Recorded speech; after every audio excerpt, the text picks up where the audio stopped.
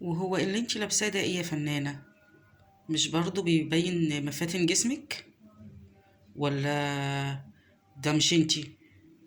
دي مش صورتك. ما هو انتي بتقولي حاجة وبتفعلي عكسها.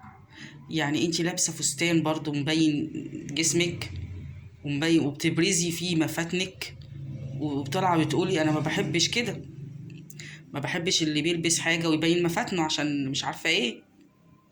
مش ده كلامك؟ طب انتي ليه لابسة بقى اللي بيبين مفاتنك؟ هو انتي بتقولي ليه حاجة وبتعملي عكسها؟ ما فهمينا برضو. إيه، ربنا يهديكي، ربنا يهديكوا كلكم، ربنا يفرحك بقربك منه.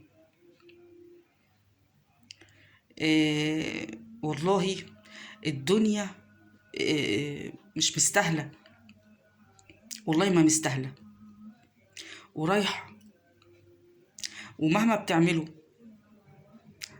هتروحوا لربكم، وهيسألكم انتوا عملتوا كده ليه. مش هتلاقوا إجابة، مش هتلاقوا إجابة تنجيكم. اتقوا الله في نفسيكم، خدوا بالكم من نفسيكم، خافوا من ربنا، خافوا من اليوم اللي هتقفوا فيه قدامه.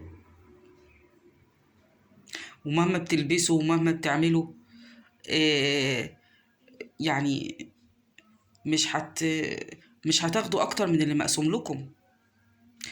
انتم ممكن تفضلوا شباب على طول، يعني العمر بيجري، بس ممكن تفضلوا شباب بانكم بتعملوا عمليات وشفط وحاجات وبتاع ونفخ وبتاع، يعني بتشتروا شباب عشان تفضلوا طول عمركم شباب.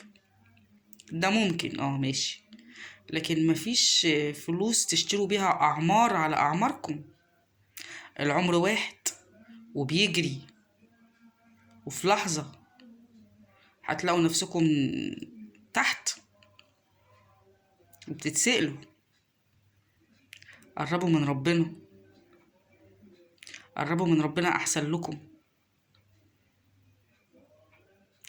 ربنا يهديكم ويعافيكم ويصلح حالكم ويصلح حالنا معاكم يا رب.